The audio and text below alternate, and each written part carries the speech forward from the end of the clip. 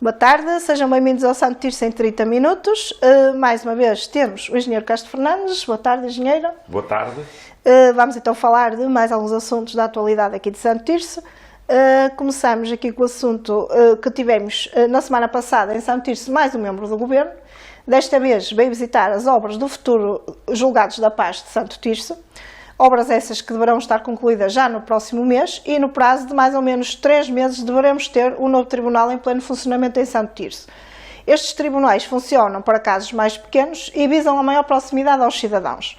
Boas notícias para os tircenses que poderão ver alguns dos seus casos judiciais resolvidos mais rapidamente.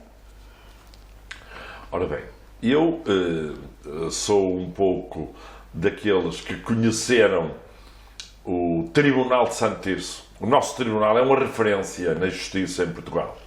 Aquele edifício é um edifício de referência, um edifício com grandes capacidades. Portanto, para mim, quando se fala de tribunal, eu olho para o Tribunal de Santo Tirso. Aquilo que poderia chamar quase um Tribunal Central de Santo Tirso. Quando se fala de julgados de paz e da sua instalação, eu ouço dizer que o julgado de paz vai ser instalado numa pequena sala da central de caminhonagem. E eu lembro-me de um edifício comercial.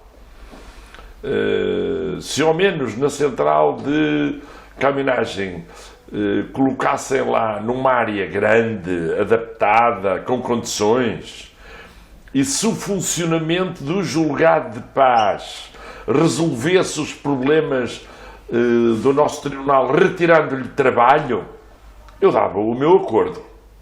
Agora, o que eu vejo é o seguinte, é que municípios que não têm tribunal é que querem julgados de paz.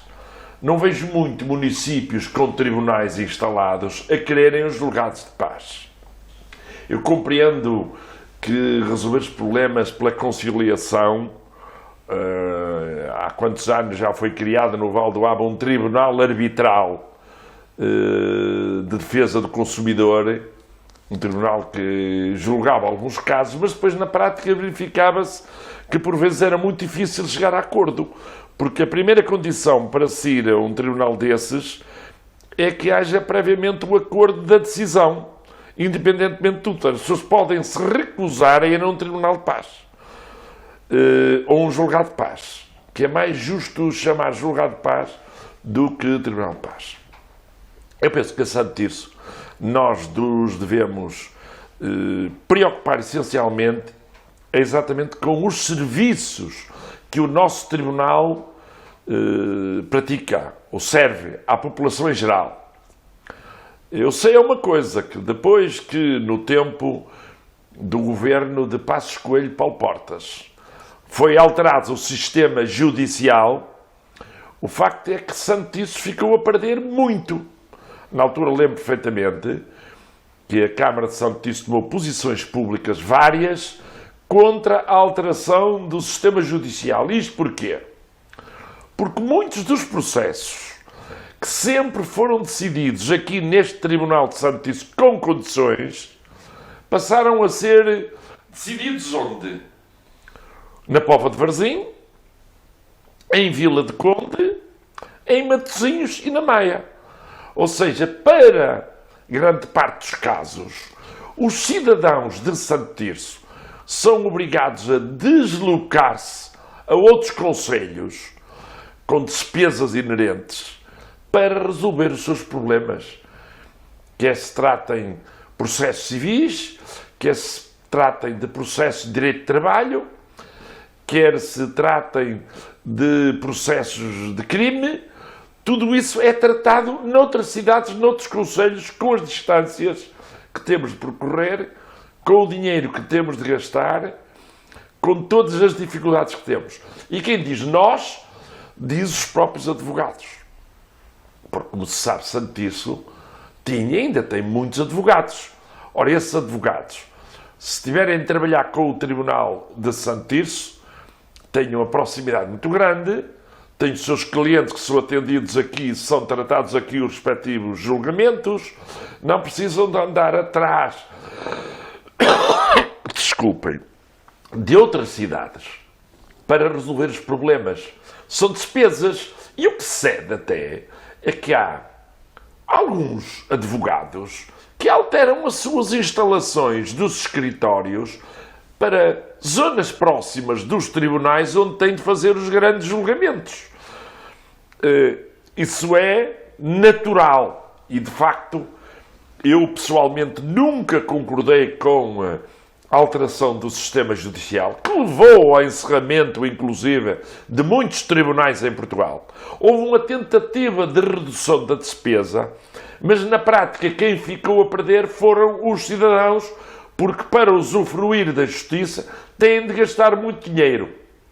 E por isso eu entendo que o que urge mesmo as autarquias e os governantes preocuparem-se é com a renovação do sistema judicial, dando-lhe muito maior proximidade na decisão aos cidadãos, contribuindo para uma justiça mais célere e mais rápida. Essa sim é uma questão importante, porque nós temos profissionais competentes na área da justiça, tanto ao nível administrativo como ao nível judicial. Temos muito bons procuradores, temos muito bons juízes, que fazem um trabalho meritório, mas também, se não lhe derem legislação que lhes permita trabalhar onde devem, ou seja, no caso de Santo Tirso, que sempre teve aqui grandes professores de direito ligados a Santo Tirso, que teve aqui, inclusive, homens de Santo Tirso, foram ministros, foram professores catedráticos da universidade, que sempre foi uma terra conhecida por se praticar aqui uma boa justiça. Não entendo como é que há agora a preocupação de instalar pequenos julgados de paz numa salinha da central de caminhonagem. Aliás, se me permita, nem acho um local adequado para lá se instalar um julgado de paz. Olha, era mais lógico que, se há espaço no tribunal, que lá fosse instalado julgado de paz. Na altura foi falar sobre a questão também dos transportes, que seria um local privilegiado a nível de transportes, ficava próximo da... O tribunal está a 100 metros da central de caminhonagem. A central de caminhonagem está localizada muito próxima à parte dos serviços em Santo Tirso. Não é por causa de 100 metros a pé que deixava de resolver o problema. E eu, pessoalmente, acho que misturar negócios de algumas características próprias de uma central de caminhonagem, do comércio local, com um julgado de paz, na minha opinião, não é muito positivo. Dir-me-ão, mas é gratuito o arrendamento. Entendo, é gratuito. Certamente que haverá lá obras a fazer. Não foi dito quem é que pagava as obras. Não sei se é o Ministério da Justiça, se é a própria Câmara Municipal. Mas eu entendo que a grande preocupação de Santo Tirso deve ser com o regresso a Santo Tirso de alguns serviços que eram prestados no nosso tribunal e não obrigar as pessoas do Concelho de Santo Tirso a deslocarem-se a essas cidades para tratarem de assuntos que sempre foram tratados em Santo Tirso e bem tratados. Até porque realmente temos o edifício, que é um marco da cidade, um edifício histórico. Realmente, neste momento, o que é que lá funciona? Temos o Tribunal de Comércio, que tem um edifício à parte. Teremos os julgados da paz, que está no edifício à parte. Então, um edifício grande, se não faz grandes julgamentos...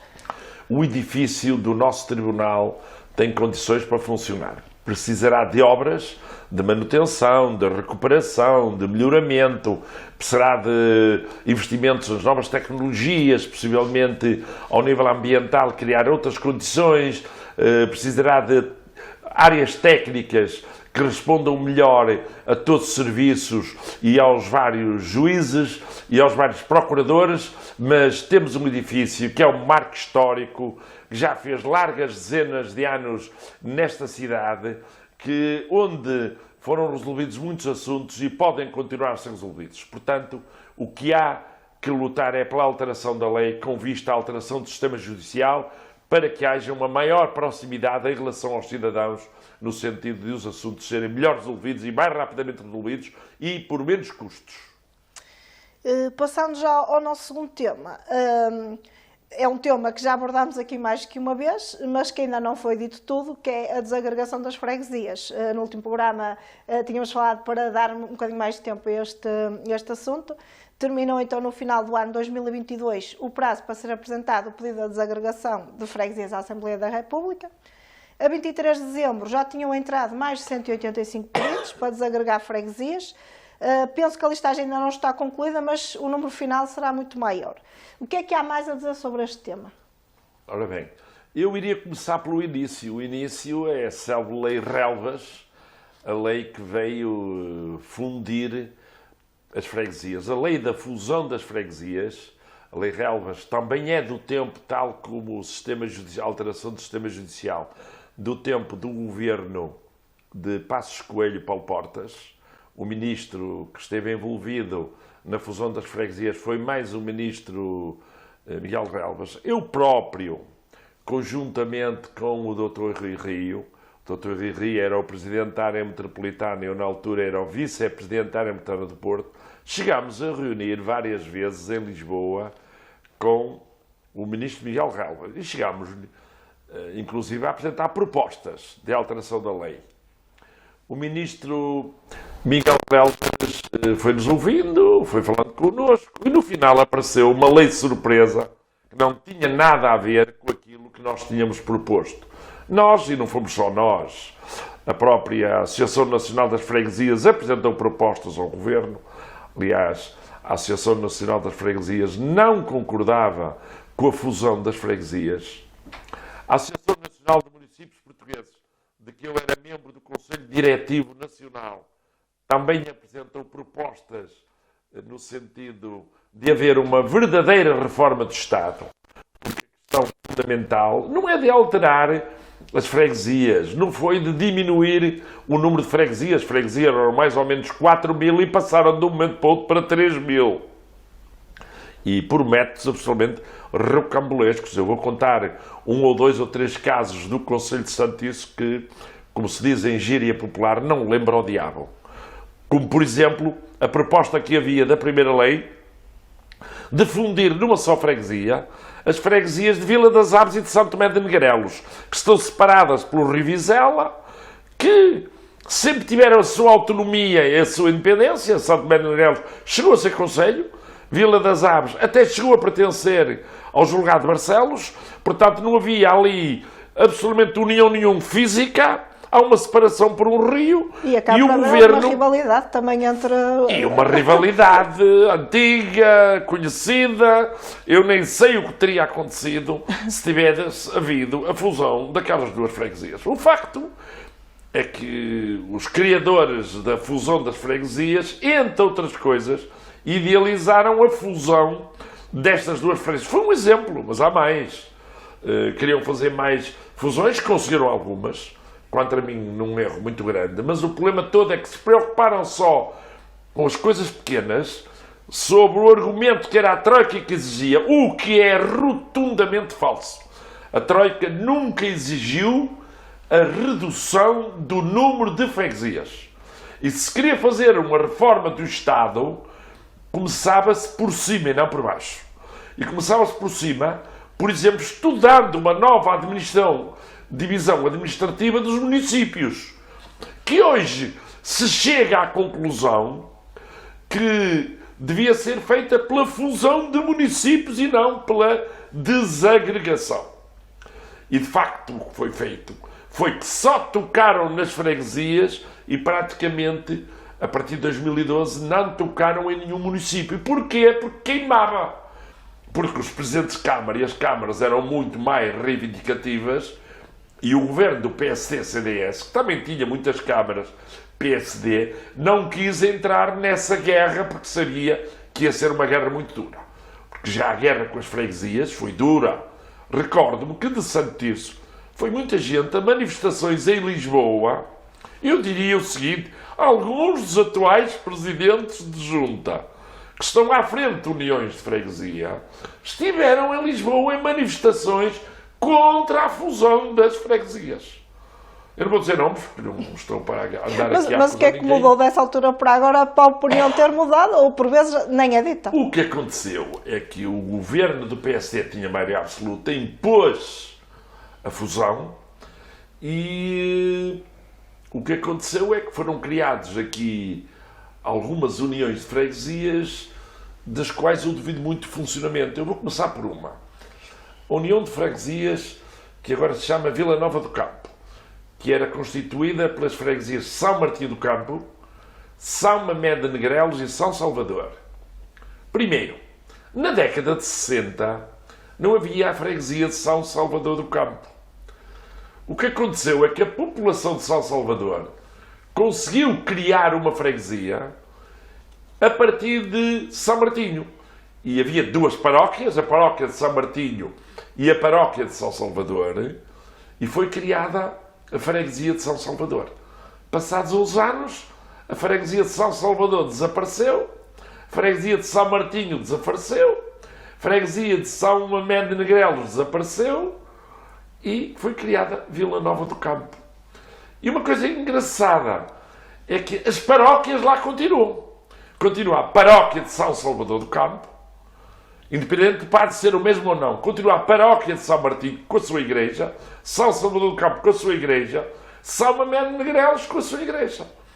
E o que se verifica por todo o concelho é que as 24 freguesias do concelho pré-existentes eram 24 paróquias e mantém-se. Não houve a fusão das paróquias. Um dia destes também, como não há padres, também vão fazer as fusões das paróquias. O que tem acontecido é que, no caso das paróquias, porque as freguesias, o que antecedeu, as freguesias foram as juntas paroquiais. Há 200 anos, ou isso, deram origem às freguesias. As freguesias têm uma raiz cultural, têm uma raiz social, têm uma raiz económica, têm uma raiz religiosa, têm uma raiz geográfica. Portanto, a fundamentação das freguesias não é feita por acaso. Quando o professor Dr. Carvalho Correia escreveu sobre muitas das freguesias, eu lembro-me de livros fantásticos que ele fez, por exemplo, Areias, freguesia de Areias, uma freguesia muito importante, freguesia da Lama, freguesia de Burgães. Portanto, o padre Carvalho Correia escreveu sobre muitas freguesias e outros autores também escreveram.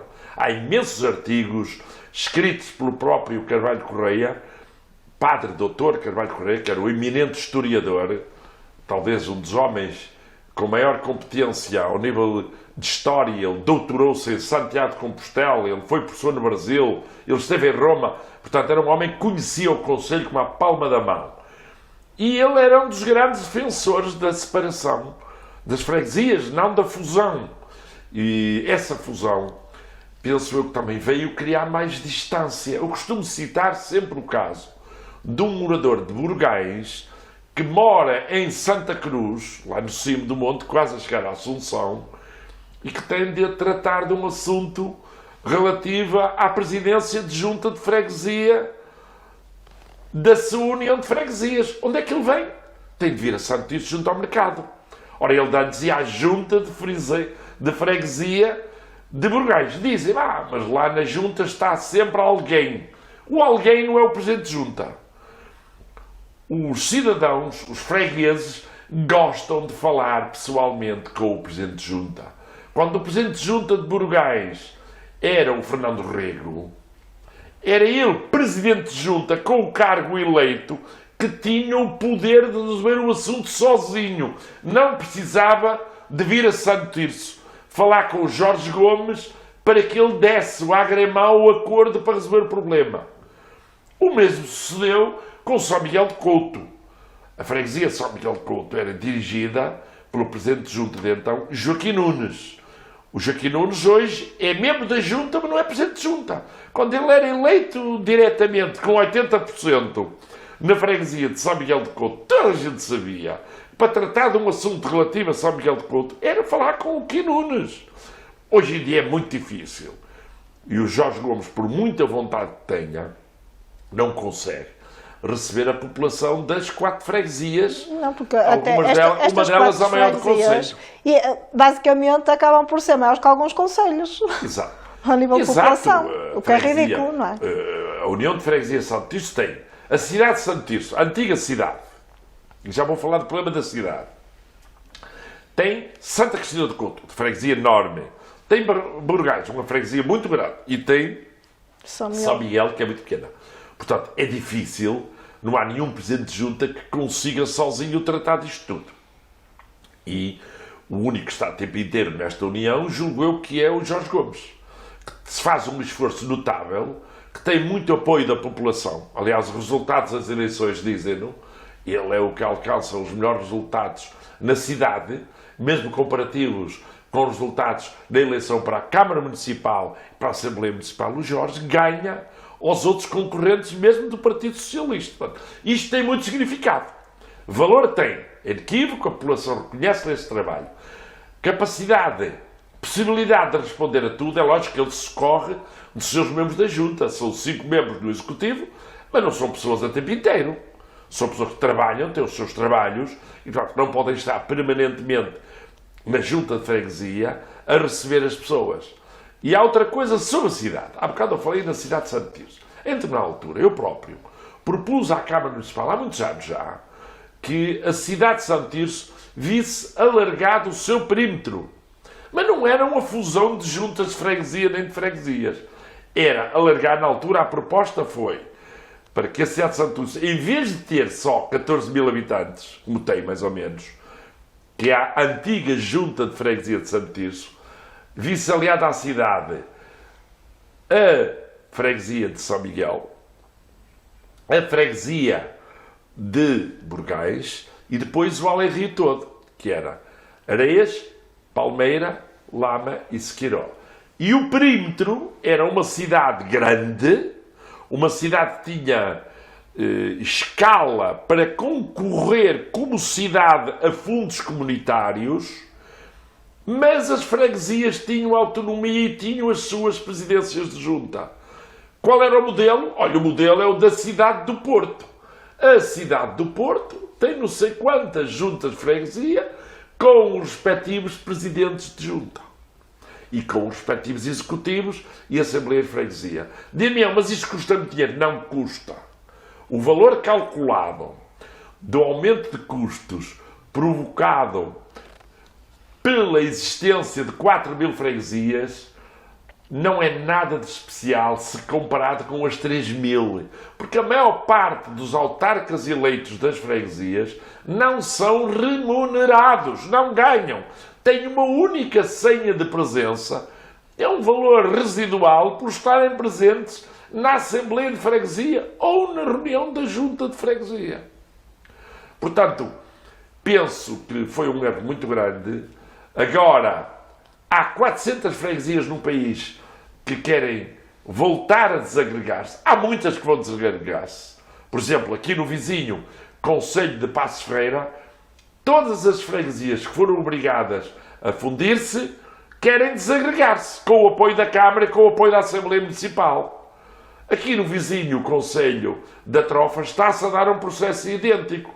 No Concelho de Matosinhos, idem aspas. Há, portanto, muitos concelhos em que há também o apoio do Executivo Camarário e da Assembleia Municipal para que voltem ao que eram. É lógico que para haver uma desagregação, e a lei é muito apertada, a lei também foi feita de tal forma, se me permite, quase que para não permitir que as freguesias se afastem. Porque os critérios são de tal modo apertados que não permitem que muitas freguesias que até condições têm ao nível social, cultural, religioso, geográfico, económico, acabam por não poder por questões legislativas. E esse é que é o grande problema, e por isso é que só há 400 freguesias a querer desagregar-se. Das mil. Por outro lado ainda, tem de haver o apoio da Câmara. Como sabe, a Câmara nunca se pronunciou sobre a questão da desagregação de freguesias.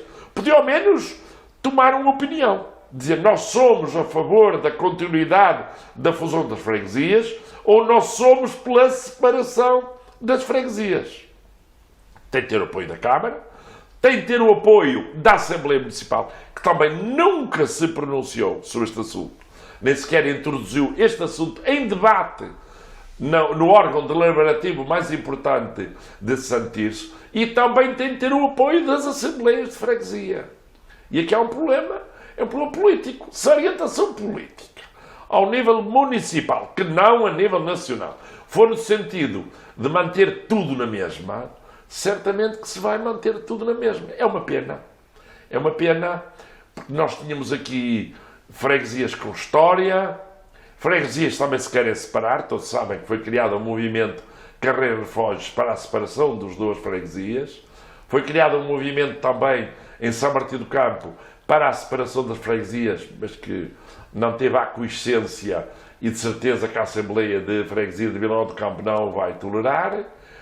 Aqui em Santo Tirso não houve movimento nenhum, mas sente-se nas pessoas que há qualquer coisa que nos diz que a autonomia de Burgães era muito importante. A autonomia de São Miguel de Couto era muito importante. E eu acho que mesmo Santa Cristina de Couto gostaria de ter o seu poder próprio. Embora o atual presidente da União de Freguesias também foi o presidente de Santa Cristina de Couto. E segundo me dizem, trabalha lá muitas vezes na sede da Junta de Freguesia.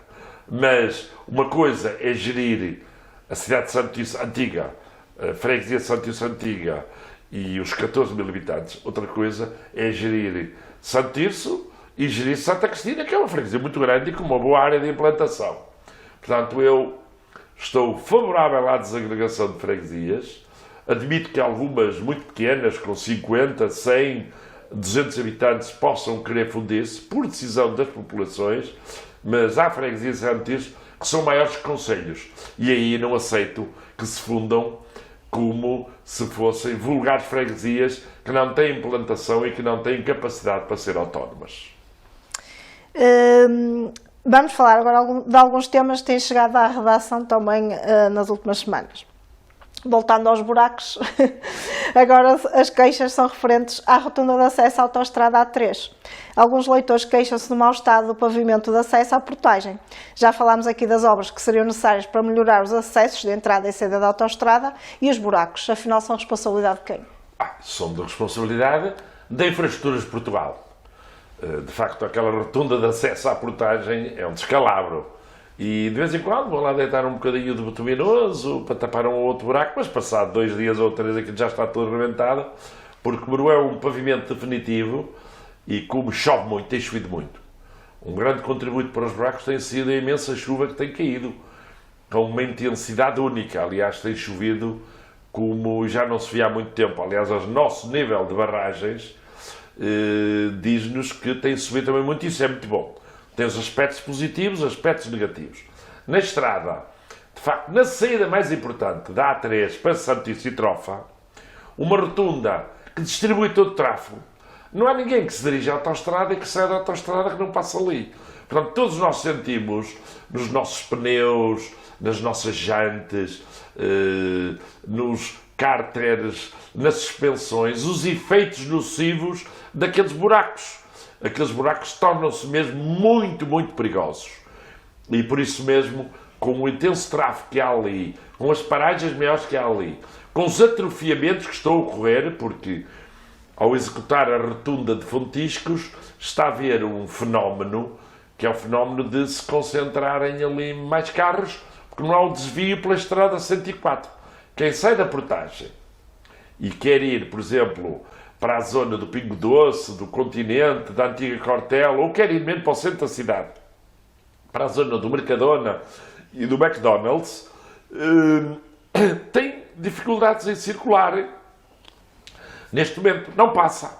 Portanto, a única hipótese que tem é ir à Ermida, que também se encontra em obras, e obras que estão a atrofiar muito as saídas e as entradas, e é obrigado a dar uma volta muito grande à cidade.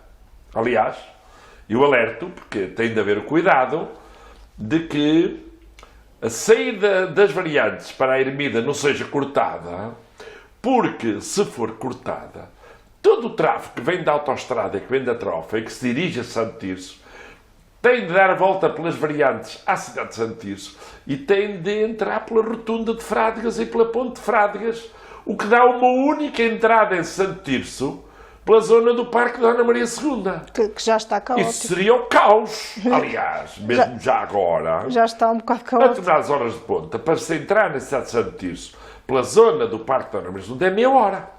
Quem vem de Vila das Aves, ou mesmo que venha das variantes, do Val do Lessa, ou até da autoestrada que ande por ali, sabem que sofre para passar, porque a estrada que está cortada na rua Soeiro Mendes Amaya, fruto daquelas obras eternas que decorrem na zona do Albino de Sousa Cruz, fruto de coisas que eu não entendo, que já podiam estar resolvidas. E eu agora penso que o que vai suceder vai ser pior.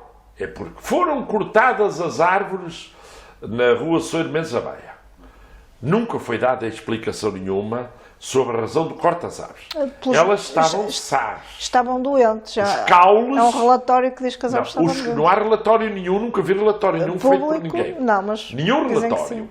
Aliás, a gente passa lá, vê os caules cortados e vês, não vê doentes, não vê o miolo podre, não vê nada. Elas não estavam em perigo de caírem. E o que me dizem, e que pode suceder, é que terminada a rotunda do Albino de Sousa Cruz e aquele bocadinho que está a intervalo o trânsito todo na rua Soeiro Mendes Amaya, que vão continuar com a obra na rua Soeiro Mendes Amaya até à igreja, até à rotunda da igreja. O que é que vai suceder? As pessoas vão tentar voltas incríveis, por exemplo, para sair para a Vila das Aves. Quem vier do Albino de Sousa Cruz e tiver de ser, vai ter de ir para a Avenida Panorâmica, vai pela ponta ao lado da Estação Nova, vai ter de ir lá acima à rotunda do Operário Têxtil, dali vira pelo cemitério, por ali abaixo, e vai sair pela ponte. Portanto, é de facto uma volta enorme. É mais uma forma de atrofiar. E quanto tempo mais vamos andar nisso? Portanto, também os buracos originam muitos destes problemas e as obras em atraso.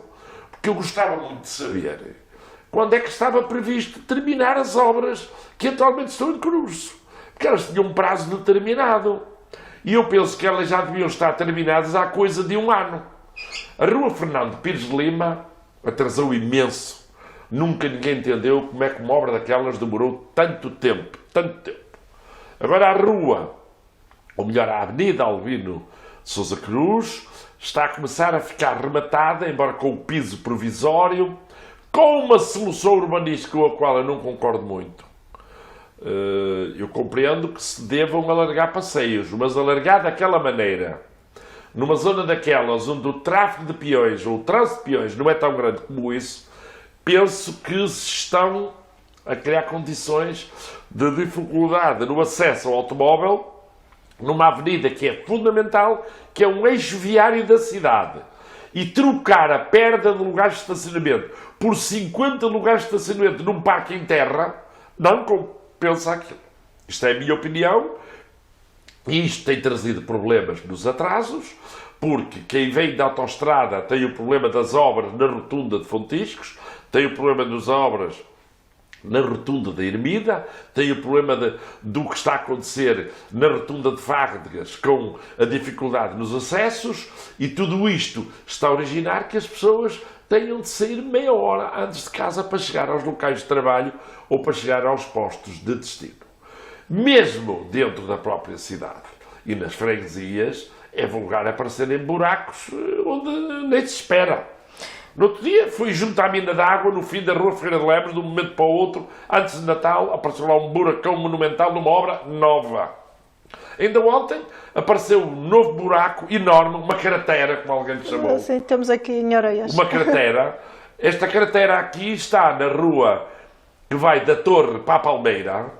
É um buraco perigosíssimo. As pessoas tiveram de alertar a Proteção Civil com vista à sinalização. Ainda por cima, há ali a Torre Sénior, há ali fábricas, há ali a Zona Industrial da Palmeira, há ali a Torre dos Pequeninos. Portanto, passa ali muita gente.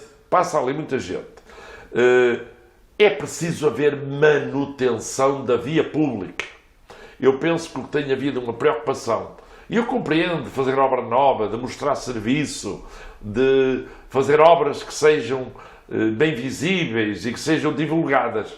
Mas há um aspecto na atividade da autarquia que é a manutenção.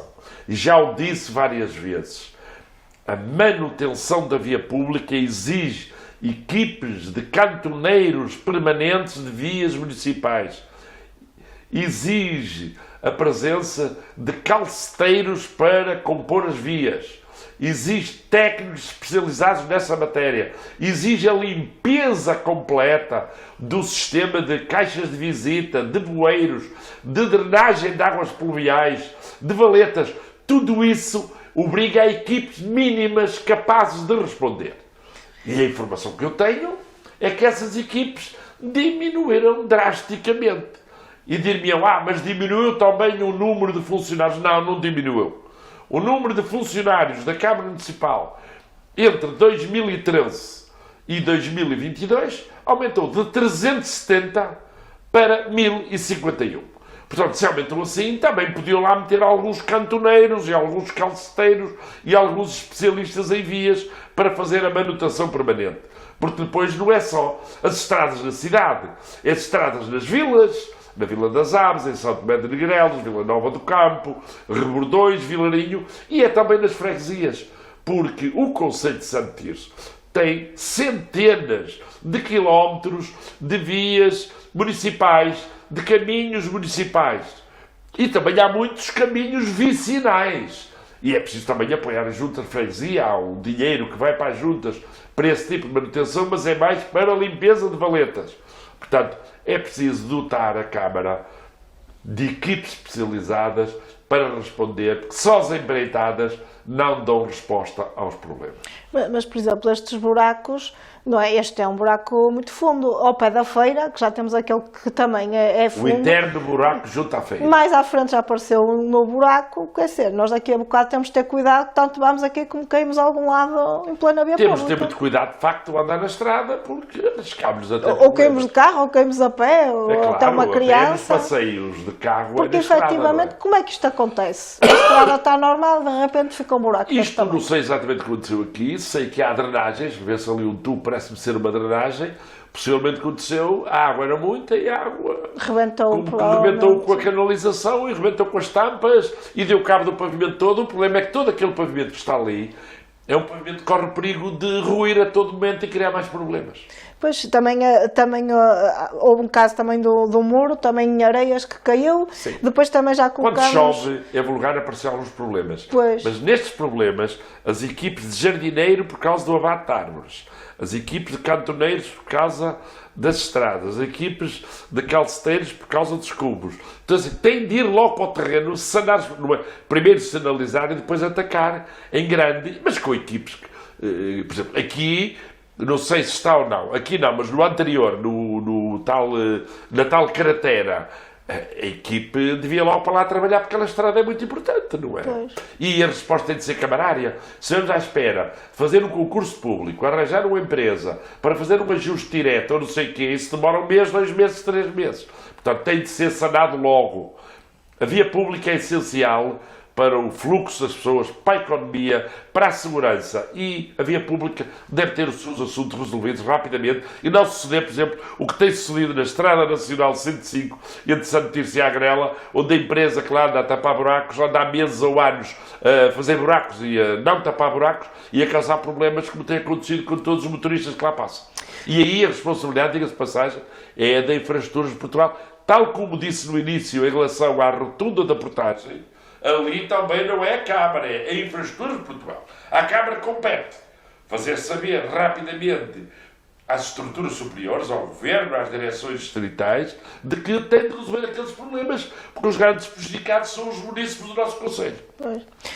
Falando também ainda de obras e para terminarmos, também temos recebido algumas queixas de má sinalização e iluminação da via ali nas obras da Rotunda da Ermida. À noite não há iluminação e aquilo está um bocado mal marcado também, o que pode constituir um perigo.